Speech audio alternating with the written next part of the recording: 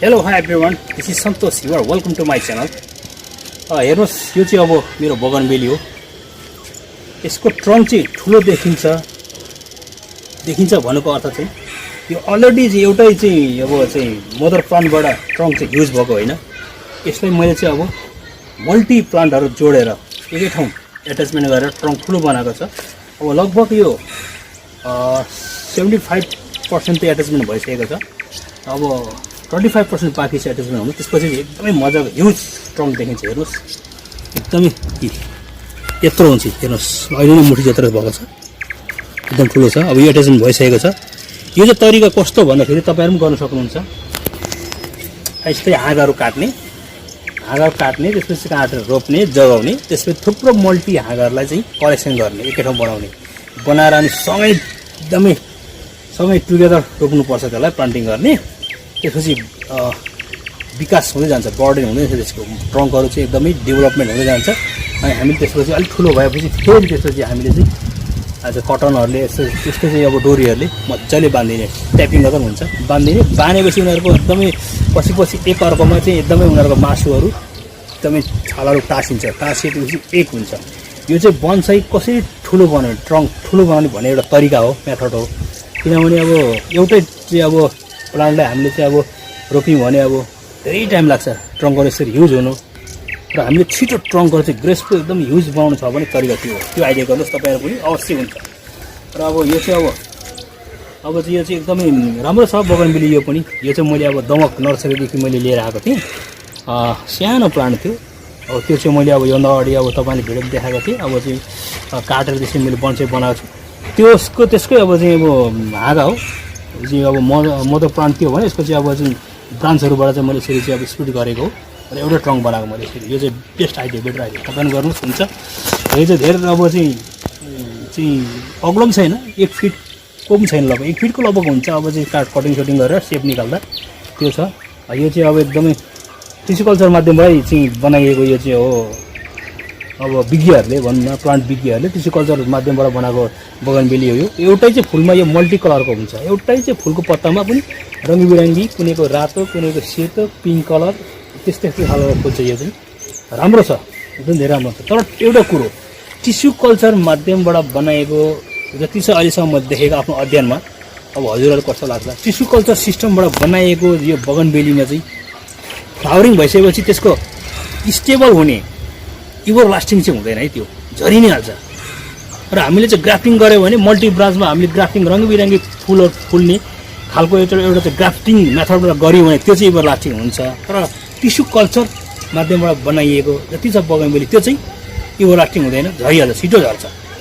कति फुलहरु यस्तो छ कि अब त्यो फुलहरु चाहिँ bougainvillea चाहिँ माथि फुलिबस्छ, झर्दैन, सुक्छ, ड्राई हुन्छ, झर्दैन. त्यसलाई हामीले जबरजस्ती चुटाएर फ्याक्यौँ भने झर्दैन.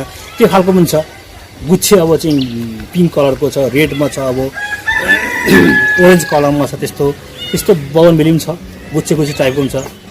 त्यो चाहिँ हामीले यहाँ ग्राफ्टिङ गरियो भने धेरै राम्रो हुन्छ. अब मैले योभन्दा अगाडि ग्राफ्टिङको भिडियो पनि थुप्रो देखाएको छु, सक्सेसफुल भएको पनि देखाएको छु, फुलिसकेको पनि देखाएको छु, फ्लावरिङ भइसकेको पनि. त्यो खालको गरियो बनायो भने चाहिँ साह्रै राम्रो हुन्छ, एकदम इभर लास्टिङ हुन्छ. त्यो चाहिँ हेर्दामा राम्रो, फुलहरु टिकिबस्छ. र त्यसरी गर्ने हो, ग्राफ्टिङ मेथड गर्ने हो. योभन्दा अगाडि तपाईँलाई मैले भिडियो अब मैले अपडेट गरेको थिएँ, त्यसरी गर्ने सिस्टम पनि देखाएको छु. त्यो तरिका गर्नु सक्सेसफुल हुन्छ. र अब चाहिँ ग्राफ्टिङको प्राइस पनि अलग छ. इन्डियामा चाहिँ एउटा सानो प्लान्टको चाहिँ अब 1000-1200 लिन्छ.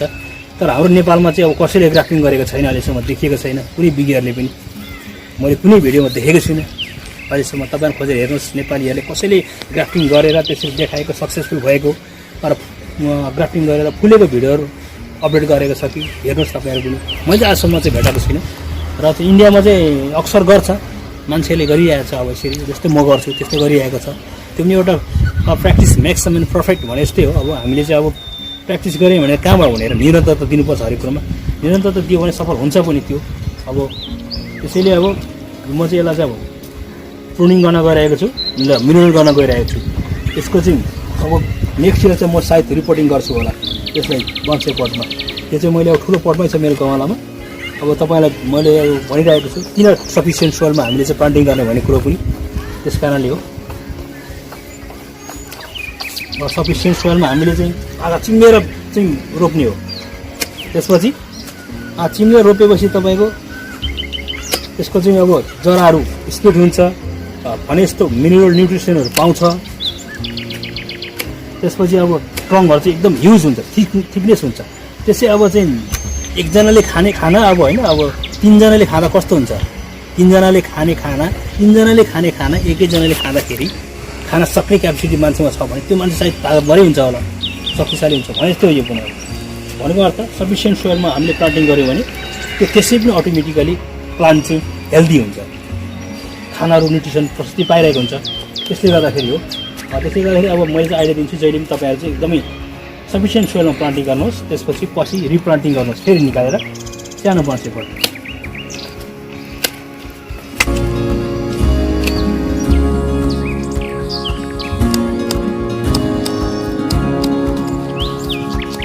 यसको चाहिँ नर्मली मैले यसरी काटेको छु र यसलाई म अझै चाहिँ छोटो बनाउँदैछु फेरि अब, किनभने हामीले जति छोटो बनायो त्यति राम्रो हो।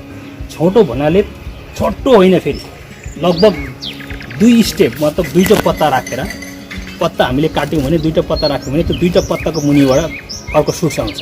धेरै राख्यो भने माथिबाट सुट्स आउँछ। त्यसले गर्दाखेरि हामीले बुसी टाइपको बनाउन, सेप दिन ढिलो हुन्छ।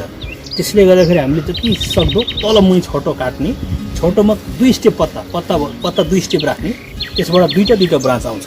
नाको पनि एउटा आउँछ, त्यसपछि हामी काट्दै जाँदा 2 आउँछ नि, मल्टी हुँदै जान्छ। त्यसले गर्दाखेरि पछि पुसी टाइपको राम्रो हुन्छ।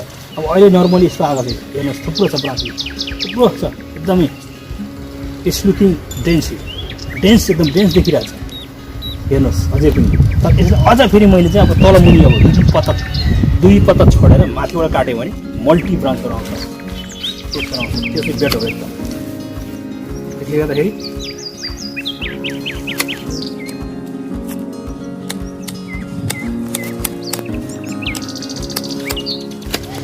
र हामीले चाहिँ कस्तो भन्दाखेरि तल मुनिको चाहिँ काट्दै जाने, माथिको चाहिँ अलिक अग्लो राख्नुपर्छ, धेरै पनि माथिको चाहिँ अग्लो राख्ने, किनभने पछि हामीलाई अफलाई सजिलो होस् टक्कै अम्ब्रेला टाइपको बनाउन। त्यो पनि एउटा चाहिँ आफैले सोच्ने। र पत्ताहरू सबै काट्नुपर्छ हामी। र हामीले सबै थाहा छ, अवगतै भएको कुरो। बगेनभेलियालाई कहिले हामीले चाहिँ पानी एक्सेस वाटर कहिले दिनु हुँदैन हामीले, एकदमै चाहिँदो रूपमा। जब ओइलायो, मर्न आँट्यो, ओइलायो भनेपछि दिने हो पानी हल्का, नत्र भने कहिले दिनु हुँदैन। धेर मिनरल पनि हाल्नु हुँदैन। तपाईँहरू अलरेडी जब फुल्यो अनि माथिबाट फुलिसकेपछि अथवा बड लागिसकेपछि माथिबाट मिनरल दिनुहोस्, केही छैन। तर कोपीलाई लानुभन्दा अगाडि हामीले कहिले चाहिँ मिनरल हाल्नु हुँदैन, लगाउनु हुँदैन। त्यो मात्रै ब्रान्च पुरा फैलिएर आउँछ, फुल्दैन, राम्रो देख्दैन। त्यसैले गर्दाखेरि हामीले चाहिँ एकदम विचार पुऱ्याएर हामीले मिनरल पनि लाउनुपर्छ, गर्नुपर्छ। र पानी पनि हामीले मैले भने जब मर्ने अवस्था हुन्छ तबसम्म ओइलिन्छ, यसो अब चाहिँ ओइलिएछ पानी दिने बेला भएछ भन्ने भयो भने दिने, नत्र भने यसलाई नदिने। पानी दिनु हुँदैन, पानी दियो भने फ्लावरिङ हुँदैन, भए पनि कम्ती हुन्छ। र यसलाई चाहिँ हामीले चाहिँ भइसके 24 घन्टामा हामीले अब 24 घन्टा त अब कति ठाउँमा नहुनु पनि सक्छ, घामको किरण नपर्नु सक्छ। र घामको किरण चाहिँ एक्सेस आउने ठाउँमा हामीले भरिसकेर राख्नुपर्छ। यो जति घमाइलो ठाउँमा राख्यो त्यति यो चाहिँ फ्लावरिङ हुने हो। एउटा त्यो पुनः छ, हामीले किन मेरो बन्साई रोपेको यत्रो नर्सरीबाट किनेको मैले 200 500 हालेर होइन 1000 1200 ठुलो लिएर आएको, तर किन फुल्दैन, फुलेन। मलाई त बिरुवा यो त नफुल्ने खालको नराम्रो दिएछ भन्ने होइन, कहिले त सोच्नु। र हामीले चाहिँ कस्तो भने एकदमै घाम लाग्ने ठाउँमा राख्नुपर्छ, अवश्य फुल्छ।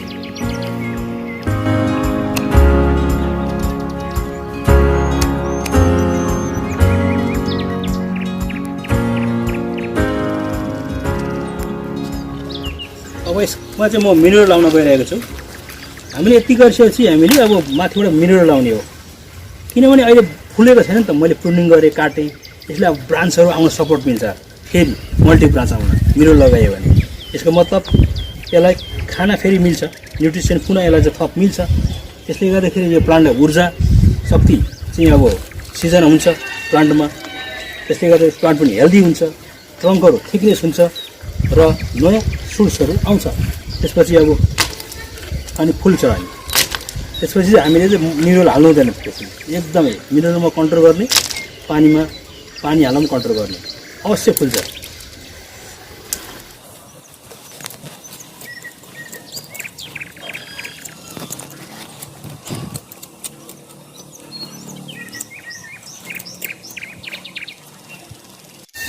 लगभग मैले यति चाहिँ खाली गरेँ, माटो झिकेँ।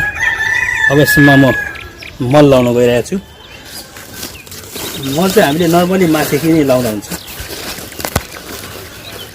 यसो लगाइदिने हो।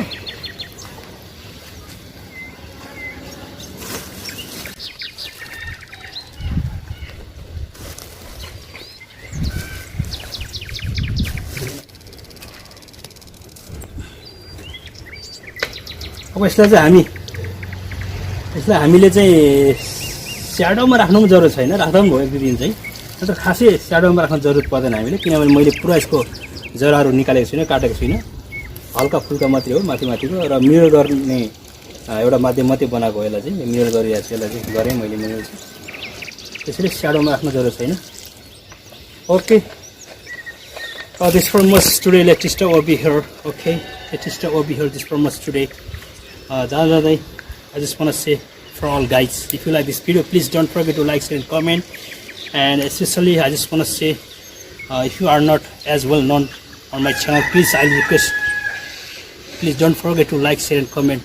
And finally subscribe and press the notification bell icon, please. Okay, thank you so much. Thanks for watching this video. If you like this video, please don't forget to like, share and comment. And finally, please subscribe my channel, hit the bell icon. Thank you so much.